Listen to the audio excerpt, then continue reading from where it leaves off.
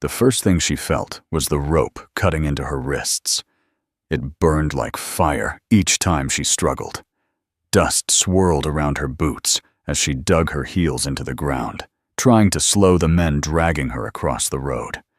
The wide prairie stretched empty in every direction, silent except for the rough laughter of the three men hauling her toward the wagon waiting ahead. "You can't do this to me," she cried, her voice shaking but fierce. One of the men twisted her arm harder behind her back. Pain shot through her shoulder and forced her forward. "The law says we can," he said, with a grin that showed crooked yellow teeth. "Now keep moving." Dust rolled across the road like a living thing. The wind pushed it low and heavy along the ground, wrapping around the wagon's wheels and the horses that stamped and snorted impatiently beside it. Emily Carter fought with everything she had left. Her boots scraped against the dry earth. Her shoulders strained against the grip holding her. Her wrists throbbed where the rope dug deeper into her skin. But the three men were stronger and crueler. To them, this was nothing more than a job on a long afternoon. One man held her arm twisted behind her back. Another shoved her forward by the shoulders. The third walked ahead of them, flicking a whip through the air for no reason except to enjoy the sound of it cracking across the quiet road. They laughed as if the whole thing amused them. Emily's cries were swallowed by the wind. The frontier had a way of swallowing voices. The land was too wide, the roads too empty, and justice too far away. Blood ran from the corner of her mouth, where one of them had struck her earlier when she tried to run. Fear pounded through her chest as the wagon came closer. It stood in the middle of the road like a trap waiting to close. The shadow beneath it stretched long across the dirt, dark and cold, like a grave already dug. They shoved her down beside the rear wheel. Emily hit the ground hard, dust filling her mouth. Before she could move, one of the men grabbed the rope and wrapped it tighter around her wrists. Another tied the line around the iron rim of the wagon wheel, pulling it until her arms were forced upward and locked in place. She struggled, but the rope only tightened. To them, she was not a person. She was cargo, something to be hauled down a road and traded for money. The smell of sweat and leather hung heavy in the hot air. Beneath it was something worse, the sour smell of men who had done things like this before and never answered for it. One of the men crouched in front of her. He grabbed her chin and forced her face upward. His breath smelled like cheap whiskey. His smile showed teeth that were dark and broken. "No one's coming for you," he said softly. Emily tried to pull away, but his fingers tightened. "This road's empty," he continued. "Nothing but dust for 50 miles. No sheriff, no travelers, no one who cares enough to stop."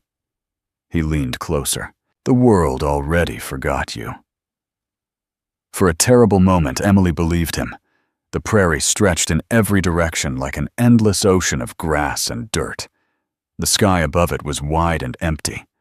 The road behind them held no wagons, no riders, no sound except the restless horses tied to the wagon. Then something changed. A faint rhythm reached the road. Hoofbeats. Slow, steady, coming from the far end of the trail. The man holding her chin frowned. He stood and turned toward the sound. Another of the men shaded his eyes and squinted into the distance. The third one laughed. "Relax," he said. "Probably just some drifter passing through. Soon as he sees trouble, he'll keep riding." But the hoofbeats did not slow. They did not turn away. They came closer. Calm, unhurried, like the rider already knew exactly what he would find. Through the rising dust, a figure appeared, a lone cowboy riding toward them. He sat tall in the saddle, moving with the easy balance of someone who had spent most of his life on horseback. His coat was worn but clean. His hat brim shadowed his eyes, so that his expression was hidden. He rode straight toward the wagon, straight toward the men, straight toward Emily. The cowboy stopped his horse a short distance away. For a moment he simply looked. His gaze moved slowly from the wagon to the horses, then to the ropes tied around the wheel. Finally, to Emily sitting in the dirt. There was no surprise in his face, no hesitation, just quiet understanding. His hand rested near the revolver on his belt. Not gripping it, just resting there. One of the men stepped forward and lifted his rifle. "That's far enough," he shouted. "Road's closed today. Ride along." The cowboy said nothing. He nudged his horse forward another step. The man with the rifle raised the weapon higher. "You deaf, cowboy?" Still no answer. Emily watched the stranger closely. Now that he was closer, she could see his face clearly. The sun had carved deep lines into his skin. His jaw was rough with stubble. His eyes were steady and cold in a way that made the air feel heavier. He looked like a man who had seen too much of the world to be surprised by it anymore. Everything happened in one sudden moment.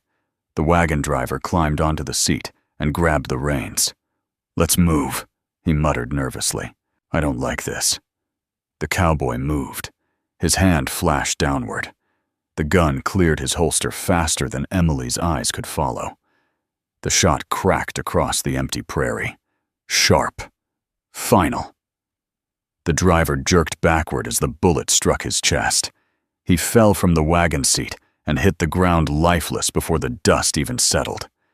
The horses screamed and reared, jerking the wagon sideways. The two remaining men froze in shock.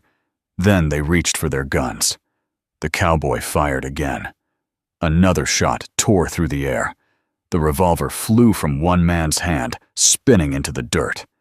The second shot knocked the rifle from the other man's grip before he could even aim. The two men stared at him, stunned. The third man turned and ran. He ran across the open prairie like a frightened animal, stumbling through the grass without even looking back. The man who lost his rifle dropped to his knees. "Don't shoot!" he cried. "Please!" The cowboy did not chase the runner. He did not answer the begging man. Instead, he holstered his revolver and stepped down from his horse. His boots touched the ground quietly. Emily held her breath as he walked toward her. The man kneeling in the road scrambled away, crawling through the dust before finally staggering to his feet and running after the other. Within seconds, the road was empty again. Only the wagon, the horses, and the cowboy walking toward her with calm steps. He stopped beside the wheel. Without a word, he pulled a knife from his belt. The blade sliced clean through the ropes. Emily's arms dropped suddenly, the pain rushing through them as blood returned to her hands. She tried to stand, but her legs gave out. Before she hit the ground, the cowboy caught her. His grip was strong but careful, holding her upright as if she weighed almost nothing. For the first time since the men had grabbed her hours earlier, Emily felt her chest loosen enough to take a full breath. She expected questions, accusations, something. Instead, the cowboy shrugged off his coat and draped it over her shoulders. The heavy fabric blocked the wind and dust around them. It felt strangely safe. "You're safe now," he said quietly. His voice was calm and steady, not loud, not dramatic, just certain. He helped her walk away from the wagon and toward the side of the road. Behind them, the prairie wind blew through the empty space where the men had stood moments before. Their power had vanished as quickly as it came. Emily glanced back once. Then she turned forward again toward the man who had refused to look away. That night, they built a small fire beneath a sky filled with stars. The prairie grew quiet again. Emily sat wrapped in his coat, while the flames crackled softly between them. For a long time, neither of them spoke. Finally, she told him everything. How the men had taken her, where they planned to sell her. What would have happened if he had not come down that road? The cowboy listened without interrupting. When she finished, he stared into the fire for a moment. Then he nodded once. "Evil grows when people stay silent," he said. "It shrinks fast when someone decides not to." He looked up at the dark prairie around them. "I learned that lesson the hard way." Emily said nothing. But as the fire burned low and the stars wheeled slowly above them, she realized something important. She was no longer the helpless woman tied to a wagon wheel. She was alive. And tomorrow she would ride forward beside the one man who had chosen courage instead of silence. Morning arrived slowly over the plains. The darkness faded one thin shade at a time until pale sunlight touched the tops of the distant hills. The prairie looked peaceful again, as if the land itself had already forgotten the violence that had taken place the day before. Emily Carter woke beside the dying embers of the fire. For a moment she did not move. She lay still under the heavy coat wrapped around her shoulders, listening to the quiet wind moving through the grass. Then the memories returned. The ropes, the wagon wheel, the men dragging her across the dirt road. Her breath tightened in her chest. She sat up quickly, her eyes scanning the empty prairie around her. The cowboy stood about 20 steps away. He faced the open land with a rifle resting across his arms, watching the horizon like a man who had learned long ago that danger often returned when people believed it was gone. He noticed her movement, but did not turn around. "You're awake," he said calmly. Emily nodded, though he could not see her. "Yes." Her voice was hoarse from dust and fear. She pushed herself to her feet slowly. Her arms still ached from where the ropes had cut into her skin. The marks around her wrists were dark and swollen. The cowboy finally turned. His eyes moved briefly to the bruises on her arms, then back to her face. "There's water by the saddlebag," he said. Emily walked toward the horse and found the small canteen tied beside the saddle. The water inside was cool and clean. She drank slowly, feeling the dryness in her throat fade with each swallow. When she finished, she looked back at the cowboy. "You never told me your name." He studied the horizon for a moment before answering. "Daniel Hayes." She repeated it quietly. "Daniel." The name felt strong and simple, like the man himself. "And you?" he asked. "Emily Carter." Daniel nodded once. The two of them stood in silence for a moment, while the sun climbed higher into the sky. Finally, Daniel walked toward the horse and began tightening the saddle straps. "There's a town about half a day from here," he said. "Small place called Red Creek." Emily stepped closer. "Are we going there?" "Yes." "Why?" Daniel checked the rifle, leaning against the saddle before answering. "Because men like the ones yesterday don't work alone." Emily felt a chill, despite the growing warmth of the morning. "You think they'll come back?" Daniel swung himself into the saddle. "They already might be." He reached a hand down toward her. "Best we move." Emily hesitated only a second before taking his hand. He pulled her up behind him onto the horse.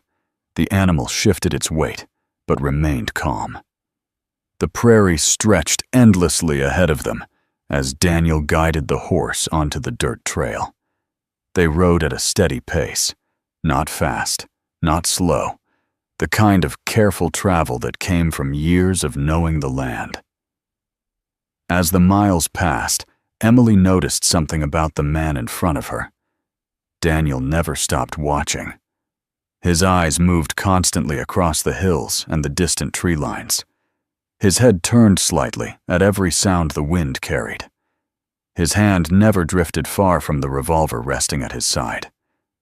He was not nervous. He was ready. Emily realized then that saving her yesterday had not been some sudden heroic moment. It was simply part of the life he lived.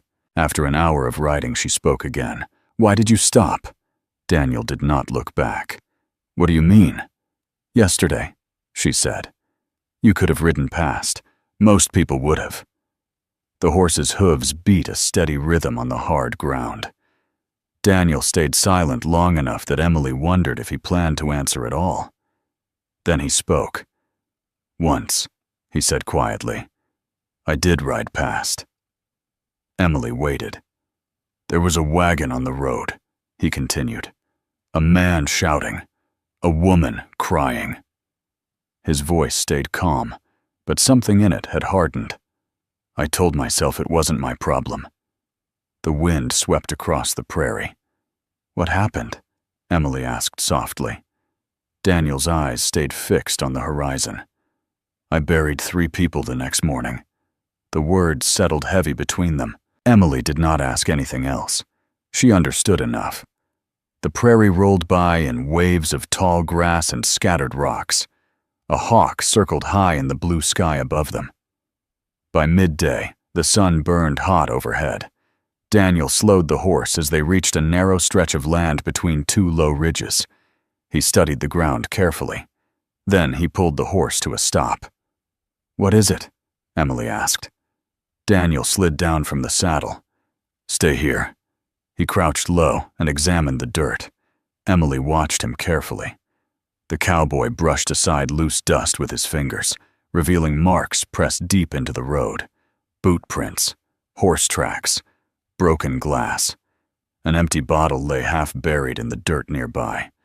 Daniel picked it up and turned it slowly in his hand. Camp, he said. From the men yesterday? Maybe. He stood again and scanned the ridge above them. Emily felt fear creep back into her chest. They're close? Daniel didn't answer right away. Then he nodded once. Close enough. A sudden crack split the air. Gunfire echoed off the rocks. Daniel moved instantly. He grabbed Emily's arm and pulled her down behind the horse just as another shot struck the ground where they had been standing. Stay low, he ordered. More shots rang out from the ridge above them. Emily pressed herself against the horse's side, her heart pounding wildly. Daniel stepped away from the horse and raised his revolver. He fired once toward the rocks. The shot echoed across the hills. Another bullet slammed into the dirt nearby, spraying dust across Emily's dress. She forced herself to breathe slowly. Daniel moved calmly despite the chaos. He fired again. A shout came from the ridge. One of the attackers stumbled into view for a brief second before disappearing behind the rocks. The gunfire slowed, then stopped. For a long moment, the prairie was silent again. Daniel waited. He did not rush forward. He simply watched the ridge. Finally, he spoke.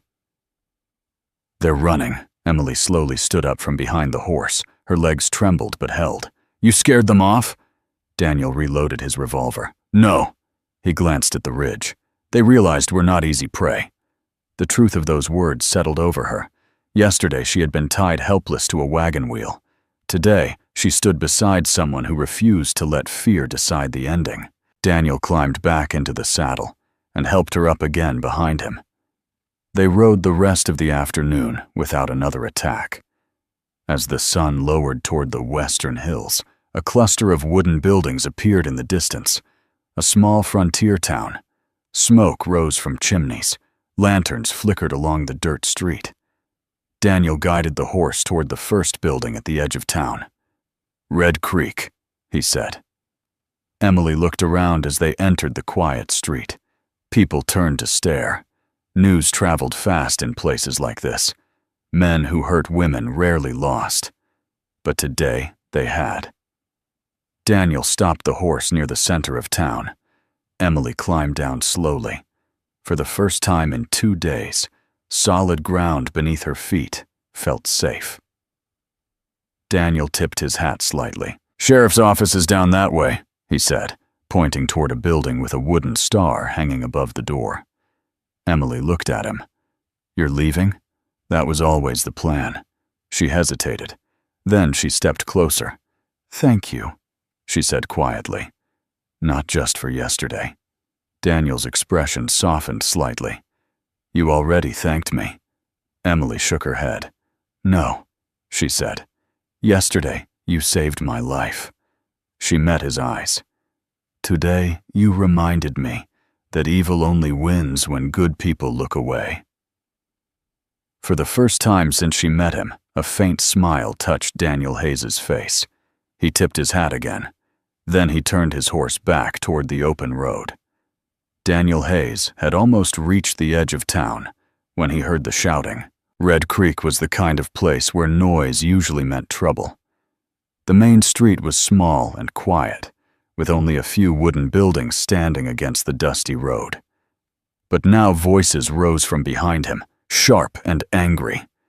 Daniel slowed his horse.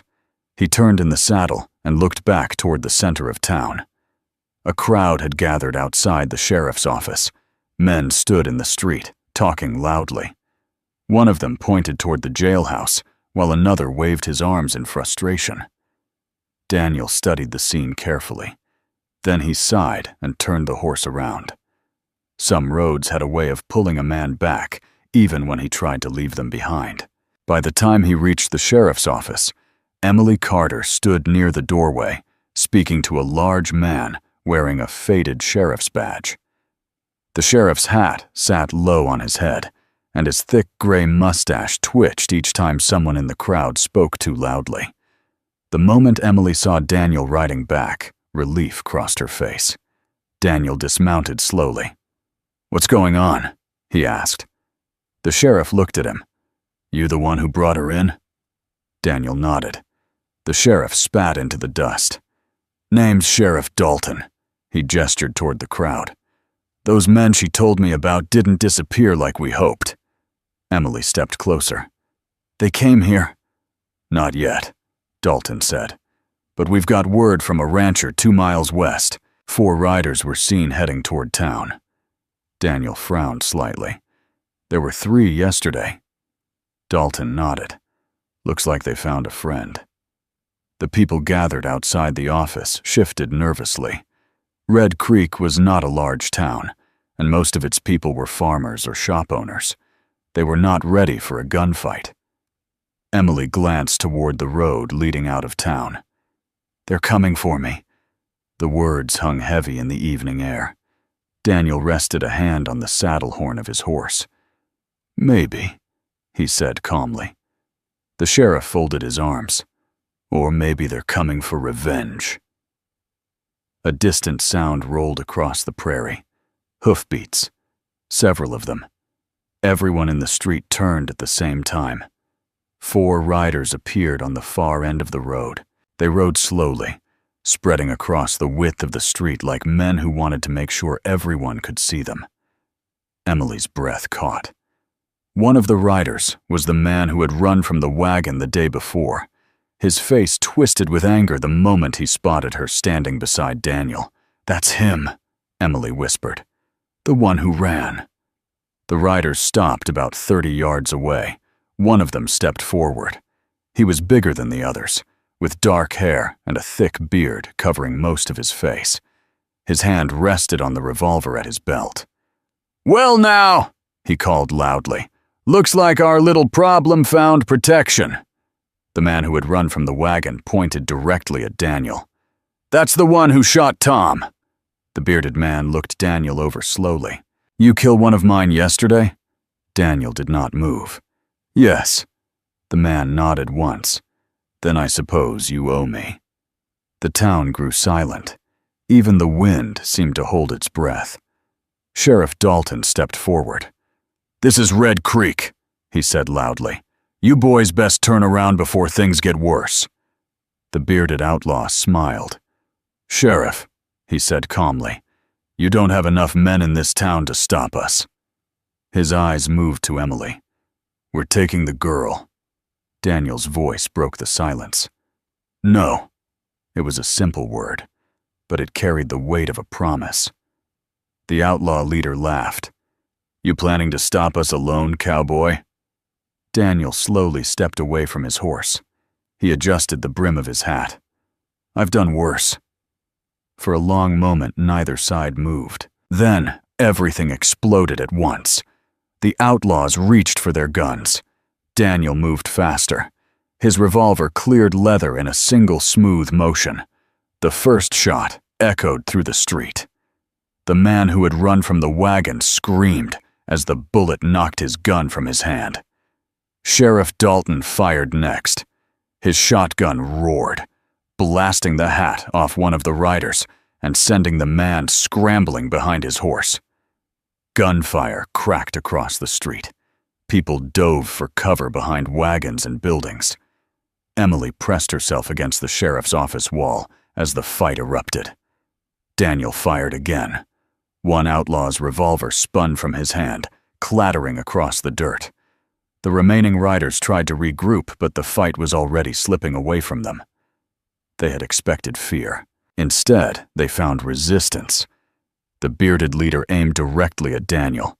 2 shots rang out at the same time. The outlaw's bullet struck the dirt near Daniel's boot. Daniel's shot tore through the man's shoulder. The outlaw cried out and dropped his gun. The remaining men looked around quickly. Their advantage was gone. The town was no longer afraid. Sheriff Dalton stepped forward with his shotgun raised. "Drop the weapons," he growled. For a moment it looked like the outlaws might keep fighting. Then one of them slowly lifted his hands. Another followed. Within seconds, the fight was over. The street fell quiet again. Dust drifted slowly through the fading sunlight. Sheriff Dalton and 2 other townsmen quickly tied the wounded outlaws and dragged them toward the jailhouse. The bearded leader glared at Daniel as they pulled him past. "This ain't over," he muttered. Daniel met his gaze calmly. "For you," he said quietly, "it is." The jailhouse door slammed shut. The crowd slowly began to relax.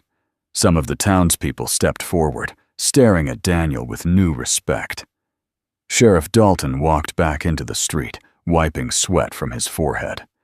"Well," he said, "that's the most excitement Red Creek's had in 10 years. He looked at Daniel. "You ever thought about wearing a badge?" Daniel shook his head. "No." Dalton laughed softly. "Didn't think so." Emily stepped forward then. The fear that once filled her eyes had changed into something stronger. She looked at Daniel for a long moment. "You could stay," she said quietly. Daniel glanced toward the open prairie beyond the town. The road stretched long and empty beneath the setting sun. "That road's been my home a long time," he said. Emily nodded slowly. "I understand." She reached out and took his hand briefly. "Then thank you again." Daniel tipped his hat.